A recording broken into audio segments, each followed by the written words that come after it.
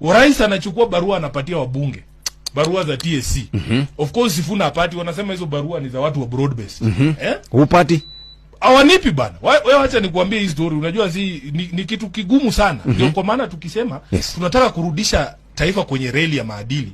Ili kuwe kwamba TSC ni shirika ambalo linafaa kuwa na mfumo wa kujua nani ndio ana deserve kupata kazi na nani mwenye ha deserve kwa sababu ya time ambayo umespend outside after kugraduate. Sasa unakuta wamechukua barua wanapewa wabunge. So unakuta huyo mbunge akienda nyumbani yeye ndiye anachagua mtu anapea. Unaweza kuta mtu amegraduate 2 years anapata. Wewe umekaa miaka 8 miaka 10 hujawahi pata.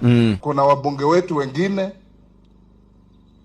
na wapeleka kwa rais, anawapatia kila mtu barua 10 za walimu, unasikia wameuza.